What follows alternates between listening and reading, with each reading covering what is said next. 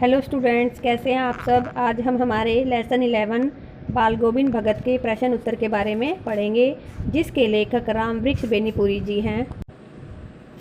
लेखक परिचय। राम वृक्ष बेनीपुरी, इनका जन्म बिहार के मुजफ्फरपुर जिले के बेनीपुर गांव में सन 1899 में हुआ था।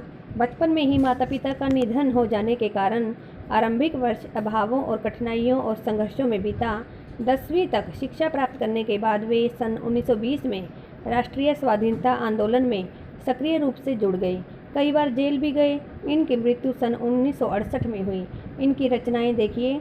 उपन्यास पतितों के देश में, कहानी चिता के फूल, नाटक अम्बपाली, रेखाचित्र माटी की मूर्तें, यात्रा वृतांत पैरों में पंख बांधकर, संस्मरण जंजीरें और दीवारें।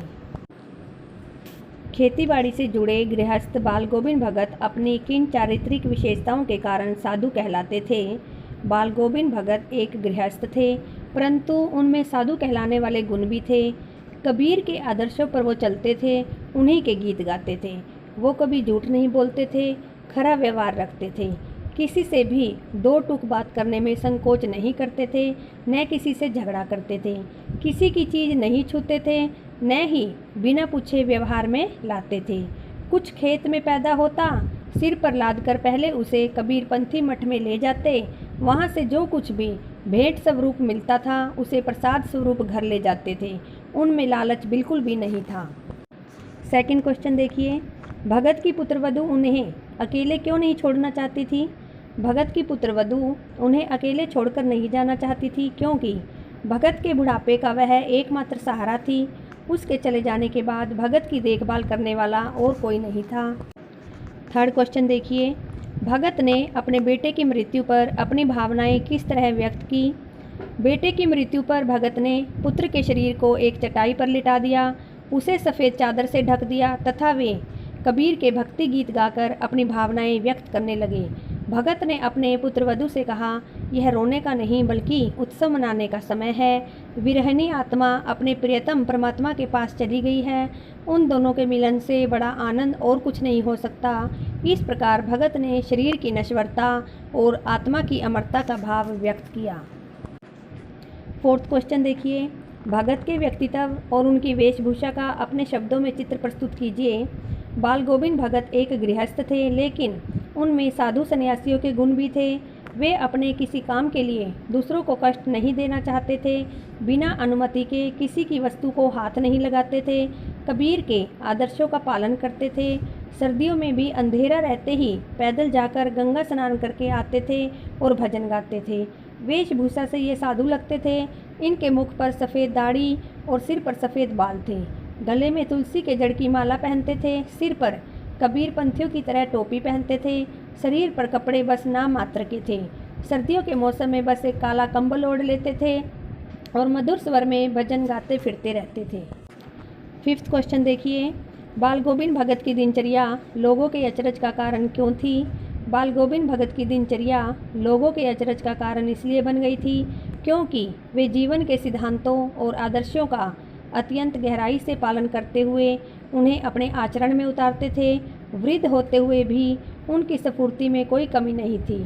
सर्दी के मौसम में भी, भरे बादलों वाले भादों की आधी रात में भी वे सुबह सबसे पहले उठकर गांव से 2 मील दूर स्थित गंगा स्नान करने जाते थे।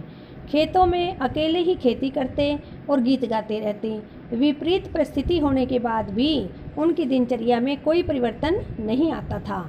एक वृद्ध में अपने कार्य के प्रति इतनी सजगता को देखकर लोग हैरान रह जाते थे। सिक्स्थ क्वेश्चन देखिए। पाठ के आधार पर बाल गोविंद भगत के मधुर गायन विशेषताएं बताइए। भगत जी कबीर के गीत गाते थे। वे बहुत मस्ती से गाया करते थे। कबीर के पद उनके कंठ से निकलकर सजीव हो उठते थे। उनका स्वर बहुत मधुर था। उनके गीत सुनकर लोग मंत्रमुग्ध हो जाते थे। औरतें उस गीत को गुनगुनाने लगती थी। उनके गीत का मनमोहक प्रभाव सारे वातावरण में छा जाता था। 7वां क्वेश्चन देखिए। कुछ मार्मिक प्रसंगों के आधार पर यह दिखाई देता है कि बाल गोविंद भगत प्रचलित सामाजिक मान्यताओं को नहीं मानते थे। पाठ के आधार पर उन प्रसंगों का उल्लेख कीजिए। कुछ ऐसे मार्मिक प्रसंग हैं जिनके आधार पर यह कहा जा सकता है कि बाल गोविंद भगत उन प्रचलित सामाजिक मान्यताओं को नहीं मानते थे जो विवेक की कसौटी पर खरी नहीं उतरती थी। जैसे बाल गोविंद भगत के पुत्र की मृत्यु हो गई तो उन्होंने सामाजिक परंपराओं के अनुरूप अपने पुत्र का क्रियाक्रम नहीं किया। उन्होंने कोई तूल न करते हुए बिना कर्मकांड के श्राद्ध संस्कार कर दिया।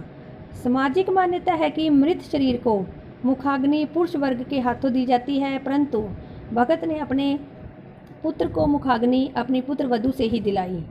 हमारे समाज में विधवा विवाह को मान्यता नहीं दी गई है, परंतु भगत ने अपनी पुत्र वधू को पुनर्विवाह करने का आदेश दे दिया। अन्य साधुओं की तरह भिक्षा मांगकर खाने के भी वो विरोधी थे। 8th क्वेश्चन देखिए, धान की रोपाई के समय समूचे माहौल को भगत की स्वर लहरियाँ किस तरह चमत्कृत कर देती थी, उस माहौल का शब्द चित्र प्रस्तुत कीजिए। आषाढ़ की रिमझिम फुहारों के बीच खेतों में धान की रोपाई चल रही थी। बादल से घिरे आसमान में ठंडी हवाओं के चलने के समय अचानक खेतों में से किसी के मीठे स्वर गाते हुए सुनाई देते थे। बाल गोविंद भगत के कंठ से निकला मधुर संगीत वहाँ खेतों में काम कर रहे लोगों के मन में झंकार उत्पन्न करने लगा। स्वर के आरोह के साथ एक एक शब्द जैसे स्वर्ग की ओर भेजा जा रहा हो। उनकी मधुर वाणी को सुनते ही लोग झूमने लगते हैं। स्त्रियां स्वयं को रोक नहीं पाती हैं तथा अपने आप उनके होठ कांपकर गुनगुनाने लगते हैं। हलवाहों के पैर गीत के ताल के साथ उठने लगे। रोपाई करने वाले लोगों की उंगलियां गीत की स्वर लहरी के अनुरूप एक विशेष क्रम से चलने लगी। बाल गोविंद भगत के गाने से संपूर्ण सृष्टि मिठास में खो जाती है।